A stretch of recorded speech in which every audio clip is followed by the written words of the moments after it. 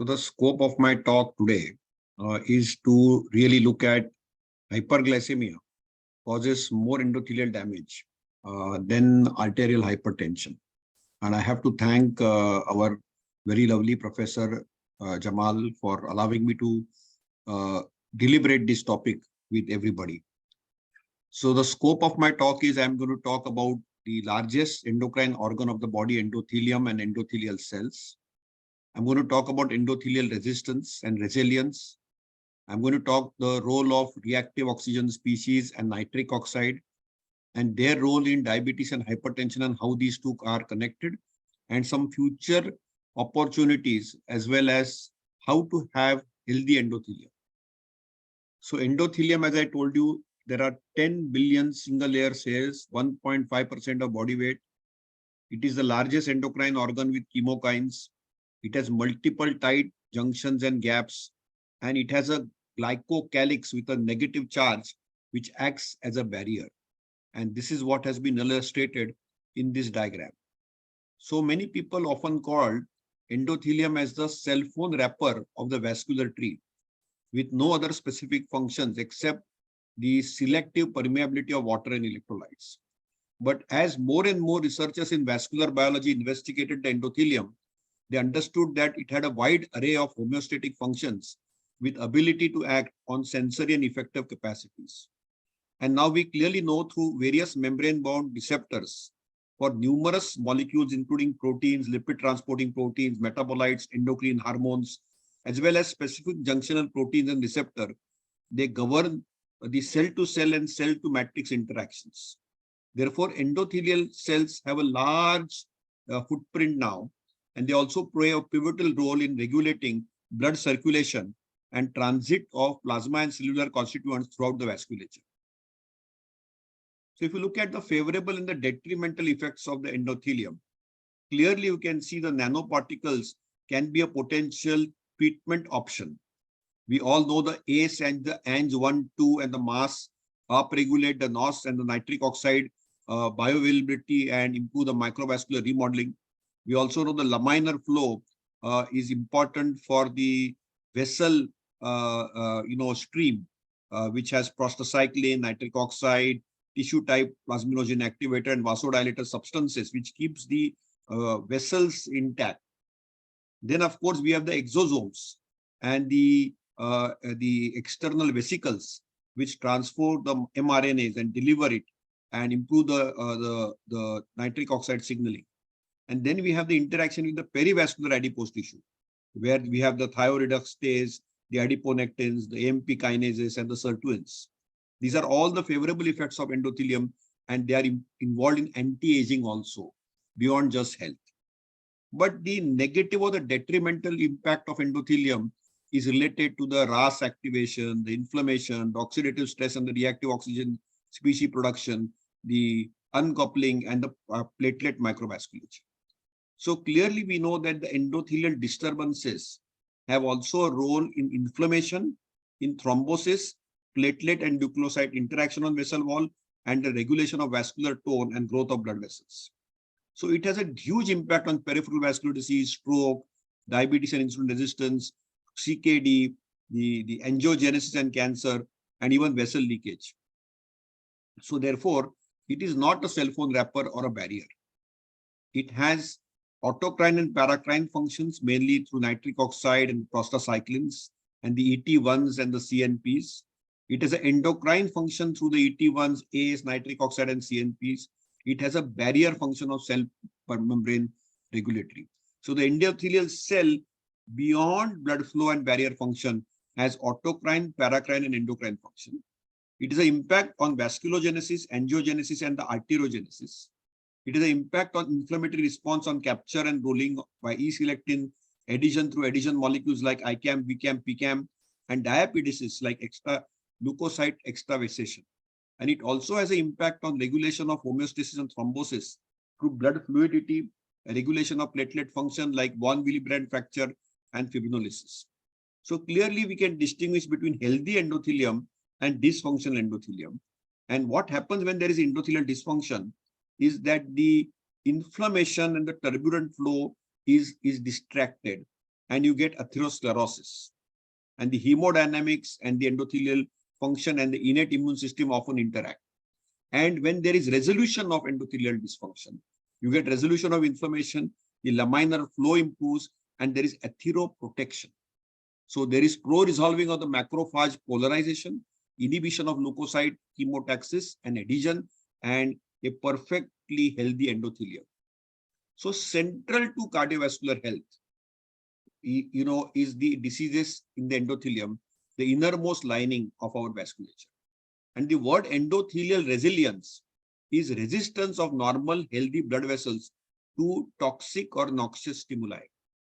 And the US NIH, National Heart, Lung and Blood Institute, says that there are a number of factors in the literature, but in improvement of cardiovascular health and wellness, the resilience has been defined, endothelial resilience, as ability of living systems to successfully maintain or return to homeostasis in response to physical, molecular, individual, social, societal, and environmental stresses or challenges. And this is very crucial for resilience research in cardiovascular health. So clearly the endothelial cells to maintain endothelial resilience are existing in the mechanically active body environment. So from an animal study perspective, we have the KLF2, the Kruppel-like factor, NRF2, the nuclear factor erythro2 related factor, which maintain the flow-induced transcription factor to maintain the endothelial barrier function. We have expression of eNOS genes and thrombomodulin, which offer vasoprotection. So mechanism of in situ protection is still not clearly understood, but we recognize this. Also, we know that in the endothelial cell metabolism, the quiet endothelial cells use anaerobic glycolysis, which is their primary energy source. And there is a metabolic shift of oxidative phosphorylation. And there is increase of reactive oxygen species, acetyl-CoA, capable of controlling the endothelial gene expression. And that leads to the aging of endothelium and the endothelial to mesenchymal transition. And the redox sensitive transcription factor NRF2 is crucial to keep the endothelial phenotype young through various upregulation of numerous protein and antioxidant protein. So in order to have healthy endothelium, when we restrict calories and the cellular energy metabolism, there is activation of the SIRT1, and the AMP activated protein kinases, and they keep our endothelium healthy. So it's important to recognize that there is genetics, lifestyle, and aging factors which actually govern the endothelial resistance through survival pathways, metabolism, heterogeneity, mechanotransduction, homeostasis, and epigenetics. And clearly, under physiological conditions, the nitric oxide in the endothelium and the vascular smooth muscle cells maintains a health and vasodilation. But when there is dysfunction, like diabetes, hypertension, dyslipidemia, aging, smoking, obesity, you get systemic endothelial dysfunction, whether it is microvascular, whether it is macrovascular, or if it is thrombotic. So clearly, when there is endothelial dysfunction in diabetes, there is a loss of molecular function in endothelial cells, and that is triggered by metabolic syndrome, smoking, excess salt, lack of exercise, and menopause. And then that reactive oxygen species and the decrease in the nitric oxide is very, very crucial for downregulation. So clearly we know that when there is diabetes or hypertension, the endothelial dysfunction has reduced nitric oxide synthesis through suppression of endothelial nitric oxide synthetase activity in the endothelial cells and the sensitivity of nitric oxide to smooth muscles and inflammation. And all of this has been now shown through non-coding RNAs, the gene regulatory mechanisms, to have a correlation with them. So clearly we have diabetes and hypertension associated endothelial dysfunction, and we need to keep the endothelium healthy and free from complications. So when you look at the matrix, hypertension, diabetes are twin epidemics, and they upregulate through the mRNA and exosomal pathway the secretion of nitric oxide, the reactive oxygen synthesis, and the renin-angiotensin system, which basically has an angiogenesis, inflammation, and senescence response. And a functional endothelial cells is healthy. And when it becomes dysfunctional, you get endothelial dysfunction. So what happens is in pathological conditions, when there is endothelial dysfunction, there is uncoupling. What is uncoupling? The enos is uncoupled. There is generation of superoxide. There is lot of superoxide dismutase. There is a lot of reactive nitrogen species, decreased nitric oxide bioavailability, depletion of the cores of nitric oxide production, and damage and dysfunction.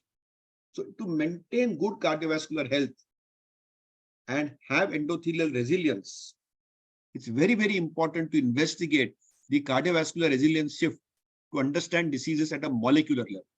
Because we want to recover from cardiovascular health, whether it's hypertension or diabetes, and endothelial is central to the cardiovascular resilience. So to understand endothelial resistance, you need to recognize cardiovascular discoveries and newer treatment strategies. So when there is diabetes, when there is hyperglycemia, there is NOx activation in hyperglycemic conditions. So this is what happens to the endothelium and the mitochondria when there is hyperglycemia-induced NOx-mediated uncoupling of enos in type 2 diabetes. And this is very, very, very crucial. And therefore, the hyperglycemia-induced NOx-mediated uncoupling in type 2 diabetes actually is far worse than what happens in hypertension. So when there is hyperglycemia and hyperinsulinemia, they are major stimuli of endothelial NOx activation. They contribute to a vicious cytotoxic cycle of oxidative stress and enos uncoupling. And this altered redox reduces the ability of the insulin to perform vasodilatory and glucose transporter actions. And that actually makes the endothelial dysfunction, which precedes the development of type 2 diabetes. So clearly you can see too much insulin, too much of glucose, NOx1, NOx2, NOx4, NOx5, oxidative stress and enos uncoupling, endothelial dysfunction, vascular and metabolic insulin resistance, and type 2 diabetes. There is similar coronary endothelial dysfunction, which is the earliest detectable thing, and you can get plaque progression or a vulnerable plaque. And more than 50% of patients with symptoms of angina and non-obstructive coronary artery disease have coronary or epicardial or microvascular endothelial dysfunction. And exposure to systemic cardiovascular risk factors are associated with coronary endothelial dysfunction, and therefore they are susceptible to organs beyond heart. Hypertension clearly has an endothelial dysfunction which aggravates progressive vascular damage. And endothelial dysfunction in hypertension is indicated by excessive endothelial adhesion molecules, the ICAM1 and the VCAM1, and the vascular endothelial growth factor. And the soluble form of it, the SLFT1, are associated with endothelial dysfunction, vascular remodeling, endothelial repair and regeneration mechanisms in hypertension. So clearly you can see there are pathways in which endothelial dysfunction will impact vascular tone, sympathetic tone, sodium retention, aortic stiffness, vascular remodeling, vessel resistance, pulse wave velocity, pulse pressure, volume expansion, and ultimately lead to a state of hypertension. And this is a cascade. Sympathetic tone, inflammation, angiotensin 2, aldosterone, endothelin, and thromboxane. And this is a cascade, and the exit route from that cascade is nitric oxide. So clearly there is very, very good data. And this is a study which was done by Neff et al. And Dor and Neff clearly showed that the angiogenic factors like the SLFT1, ICAM1, and the VCAM1 are associated with endothelial dysfunction, vascular remodeling, and hypertension for blood pressure reduction. And clearly you can see here that this is the first study to show biomarkers can have a predictive value, who will respond and who will not respond. So when you are hypertensive, you have hypertensive responders and non-responders. And if there's underlying insulin resistance or there is a abnormality in the biomarkers of SLFT2, VCAM, or ICAM, you will have a challenge. The link between glucose and hypertension is also complex. They are closely interrelated, and the single common factor which connects endothelial dysfunction to diabetes, hypertension is nothing but generation of reactive oxygen species through insulin resistance. And you can see the common sharing pathways. It is all in the mitochondria. It is all in the number, the morphology, the biogenesis, and the function of mitochondria. And it is insulin resistance on one side, and it is endothelial dysfunction on the other side, which have this complex interplay of diabetes and cardiovascular disease. And this is something which we need to recognize, that this war which is happening is something which we need to recognize. that when there is insulin resistance and diabetes, there is activation of RAS and sympathetic nervous system activity, mitochondrial dysfunction and mitochondrial stress, a lot of metabolic inflammation in the cardiovascular tissues. At the same time, there is a release of exosomal vesicles and mRNAs, abnormal gut microbiota, diminished renal SGLT2 activity and increased renal ENaC activity and sodium retention, decreased nitric oxide, which is bioavailable, and endothelium becomes stiff, vessels become stiff, and hypertension ensues. So ultimately, if you see, it is all a quick look of healthy endothelium versus dysfunctional endothelium. Vasodilation versus impaired vasodilation. Oxidative stress is reduced versus excess oxidative stress. Anticoagulation versus procoagulation. Anti-inflammatory versus pro-inflammatory. Repair and damage versus regeneration and anti-aging. So they are closely correlated. They are closely correlated through multiple pathways, and ultimately the AGEs, the RAGEs, which is the thing, but advanced glycation end products are the links. We also need to recognize that there's a lot of heart rate variability and blood pressure variability. And the blood pressure variability has a huge impact on the endothelial stunning and endothelial dysfunction. And so has circadian rhythm and circadian metabolism. We are always in a state of circadian misalignment.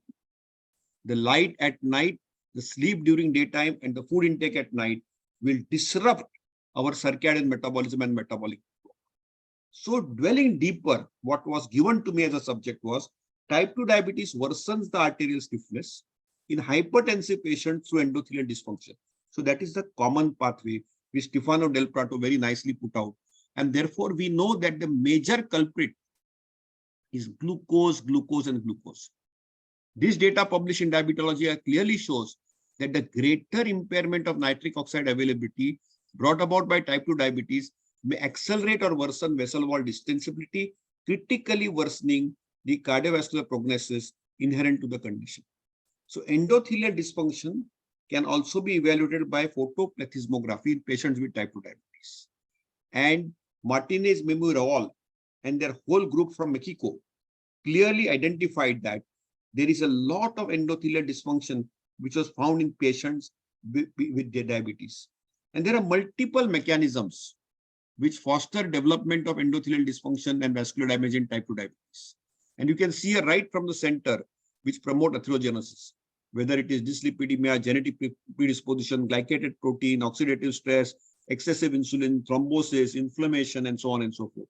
And remember, under diabetic conditions, hypertension is only add to it. So affirming that glucose is the major culprit, prolonged exposure to hyperglycemia is the major culprit in pathogens of diabetes complications, involving reactive oxygen species and reactive nitrogen production. And this leads to an imbalance of the vascular homeostasis, increasing the vasoconstriction, impairing the vasorelaxation, fostering diabetic endothelial dysfunction, advanced glycation end products, and endothelium-derived contracting factors. So you clearly have a state which is called as diabetic endothelial dysfunction. So we have sites to downstream this. By good glucose control, by glycosylation inhibition, we can downstream the endothelial dysfunction. By interrupting the non-enzymatic glycosylation, by breaking the cross-link breakers, the RAS blockers, like we had the aldose reductase inhibitors, or we could have the block signaling the PKCs or the antioxidants or block apoptosis. So at each stage of endothelial dysfunction and vascular damage, we can have an intervention which is covered. So remember, for targeting endothelial dysfunction, lipid lowering drugs have pleiotropic effects, antihypertensive drugs, anti-diabetic drugs, anti-inflammatory drugs, enos enhancers and antioxidants, and many other compounds are under investigation. So there's a lot of future in this. For example, there's a lot of data now and ongoing trials in coronary artery disease and Alzheimer's disease of quercetin, because we know it inhibits the PK, AKT, and SERPIN activity. In destinimab, which is a tyrosine kinase inhibitor activity, or combining the two, then piscitin or the nafticlox or the SSK1, they all are modulating apoptosis. There's a lot of ongoing science. But coming simpler, We have metformin, which is now being looked at very critically on its role on glucose-induced senescence and apoptosis in mouse models on microvascular endothelial cells, because it inhibits NF-kappa beta. Revestrol, buxolonetant, which inhibits the JAK. So clearly we have gone a long way. And we all know that we had to identify people at risk, which is insulin resistance, whether it is adiposity-based chronic disease, the dysglycemia-based chronic disease, or the hypertension-based chronic disease, or the cardiometabolic-based chronic metabolic disease. We need to intervene them at stage 1 at risk, or at stage 2, which is pre-disease, or at disease, which is stage 3, or at complications. But the idea is to intervene it. So when we are really looking at connecting the loop, we need good endothelial health. And for good endothelial health, we need good insulin sensitivity, good glucose control and lipid and oxidative control. Because if we have to lower type 2 diabetes, dyslipidemia, blood pressure, and we need to have metabolic modulation, we need both mechanical and metabolic energy flexibility. We need to move from an inflexible, imbalanced target organ damage to a flexible energy metabolism and energy kinetics. So clearly endothelial dysfunction and redox imbalance and a sympathetic overactivity is a connector between glucose, obesity, and dyslipidemia. And we need to ensure that we need to have good endothelial health. Important is not just medicines. In good endothelial health, we need to eat less, we need to eat on time, we need to eat slowly and eat in the morning and eat right. We need to move more. We need to sleep well and sleep on time and smile. We need to sleep for a good 7 hours from 10 p.m. to 5 a.m. and on time. We need to do a 2-hour digital detox and have a digital hygiene. And we need to sleep on time and sleep well.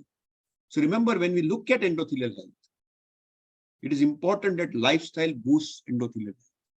Whether it is quality sleep, whether it's balanced nutrition, whether it's good exercise, or whether it's emotional detox.